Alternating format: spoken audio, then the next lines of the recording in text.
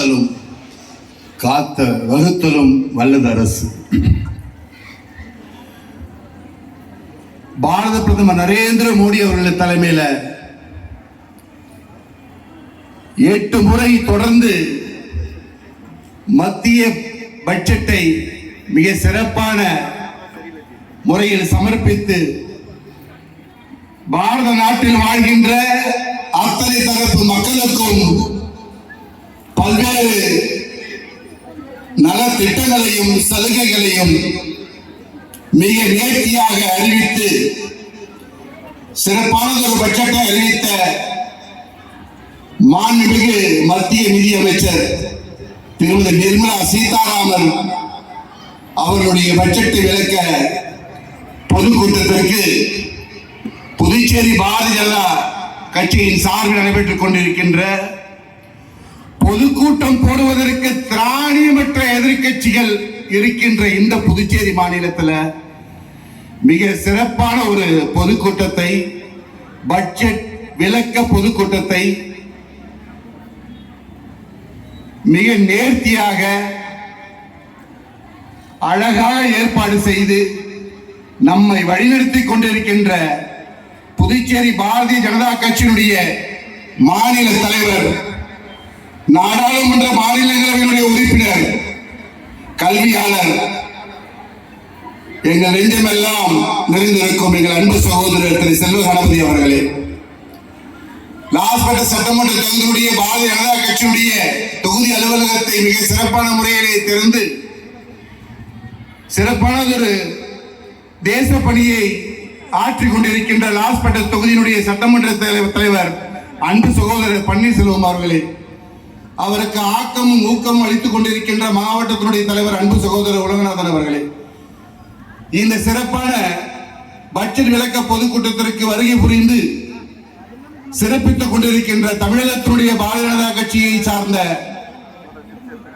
தமிழ்ச்சங்கத்தினுடைய தலைவர் அன்பு சகோதரர் திரு ஸ்ரீகாந்த் அவர்களே, நமது கட்சியினுடைய மாநில ஆதிதிராவிடனுடைய நலத்துறை அமைச்சர் என் அன்பு சகோதரர் திரு சாய் சரவணன்குமார் அவர்களே, மாநிலத்துடைய பொதுச் செயலாளர் அன்பு சகோதரர் மௌலிதேவன் அவர்களே, மாநில பொருளாளர் அன்பு சகோதரர் ராஜகணபதி அவர்களே, மேலும் தொகுதியினுடைய பொறுப்பாளர் அன்பு சகோதரர் செல்வாஸ் அவர்களே, மற்றும் இந்த மேடையில் வீட்டிருக்கின்ற அனைத்து மாநில மாவட்ட தொகுதி நிர்வாகிகளே, ஆயிரக்கணக்கான தாமரை சொந்தங்கள் வருகை புரிந்து இந்த கூட்டத்தினை சிறப்பித்துக் கொண்டிருக்கின்ற அனைவருக்கும் என் பணிவான மாநில வணக்கத்தை தெரிவித்துக் கொள்கிறேன்.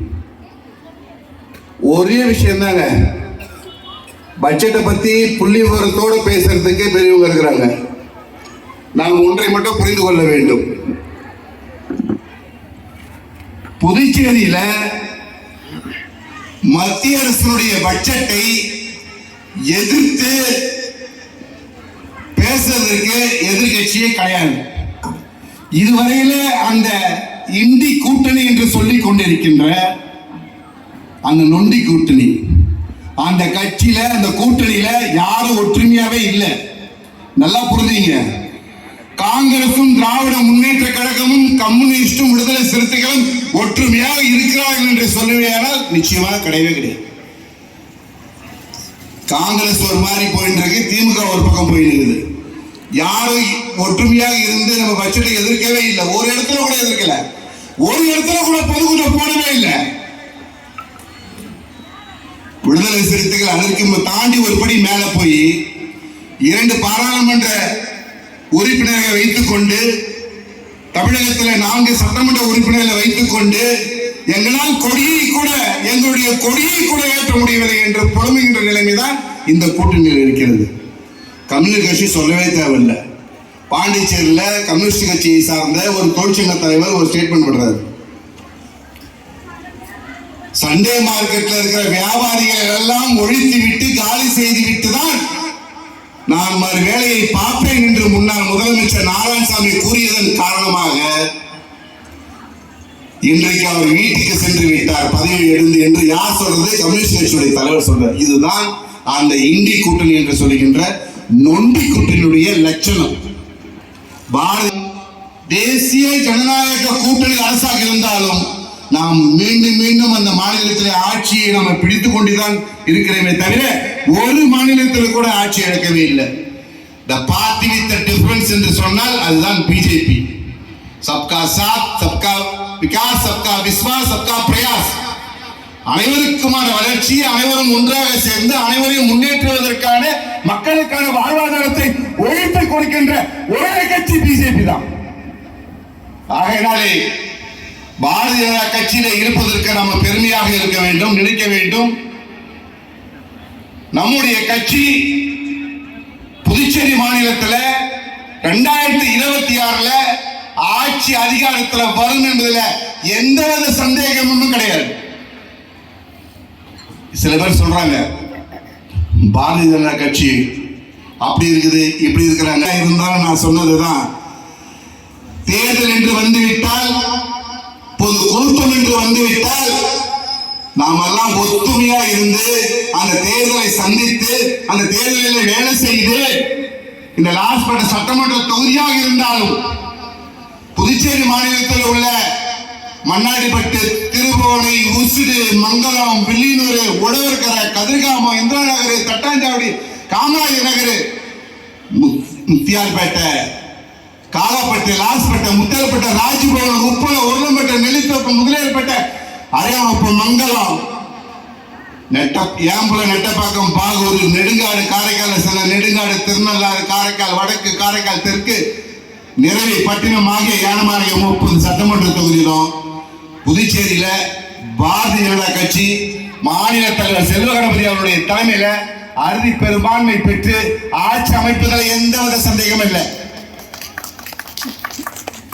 ஒரே ஒரு கதை மட்டும் எனக்கு சின்னதாக சொல்லிக்கிறேன். அதுக்கு மாநில தலைவர் பர்மிஷன் கொடுத்து, ரொம்ப நாள் கதை இல்லை, சின்ன கதை.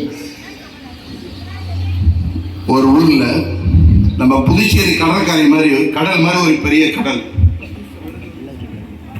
மாண்புமிகு முதல்வர்களுடைய பாராளுமன்ற செயலாளர் அன்பு சகோதரர் ஜான்குமார் எம்எல்ஏ அவர்களை வருக வருகையான வரவேற்கிறோம். ஜெய் ஜெய் ஜெய். அந்த புதுச்சேரி மாதிரி ஒரு பெரிய கடல், அந்த கடலுடைய கரையில ஒரு மரம், பல மரங்கள் இருக்குது. அதுல ஒரு மரம், அந்த மரத்துல ஒரு ஜோடி கிளிகள், ஒரு ஜோடி பறவைகள், இப்படி எடுத்துக்கலாம், ஒரு ஜோடி பறவைகள் உட்கார்ந்து கூடு கட்டி வாழ்வதற்காக வருகின்றது. அது உட்கார்ந்த உடனே அந்த மரத்துல அந்த கடல் பார்த்து சிரிக்குது. யாருன்னு சிரிப்பு.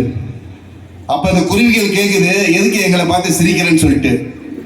நீங்க தயவு செய்து உடனே காலி பண்ணி போயிடணும், இல்லைன்னா நீங்க உயிரோடவே இருக்க முடியாது இந்த இடத்துல அப்படின்னு சொல்லிட்டு ஏளனமா சிரிச்ச உடனே இந்த குருவிகளுக்கு ஒரு வைராக்கியம் இல்ல, இந்த கடல் என்ன நம்மள மிரட்டுறது, இந்த கடலுக்கு சொந்தமான மரமா இது, எல்லாரும் எல்லோரும் எல்லோரிடத்திலும் வாழ்வதற்கு அதிகாரம் உண்டு, யாதும் ஊரை யாவரும் கேளீர் என்பதை போல அந்த கிளிகள், அந்த குருவிகள் கூடு கட்டி குடும்பம் நடத்தி முட்டையிட்டு குஞ்சியும் பொறுத்து விட்டது. குஞ்சியும் வளர்ந்து வர சூழ்நிலை, திடீர்னு ஒரு சுனாமி வருது. அந்த சுனாமி அந்த முழுசா அந்த மரத்துக்கு மேல தண்ணி போய் அந்த கூட்டெல்லாம் கலைஞ்சி அந்த கிளிகள் எல்லாம் பறந்து அந்த குஞ்சிகள் எல்லாம் அந்த கடல் இழுத்துன்னு போயிடுச்சு.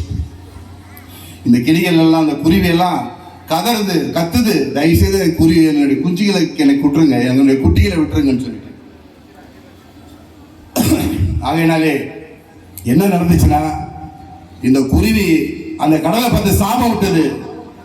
நான் இந்த கடலை மறைக்கிற வகையில நான் ஓய மாட்டேன், என் குருவி என்னுடைய குருவிகளை குட்டி குருவிகளை கொடுக்கிற வரைக்கும் ஓய மாட்டேன்னு சொல்லிட்டு 2 குருவி போது மண்ணில் பிறகுது. அந்த மண்ணை எடுத்துன்னு உதிருது. இதை பார்த்தோன்னே பக்கத்தில் இருக்கிற மரத்தில் எல்லா குருவிகள்லாம் என்ன பிரச்சனைன்னு கேட்குது. இந்த பிரச்சனையை தெரிஞ்ச உடனே எல்லா குருவிகளும் ஒன்னா சேருது.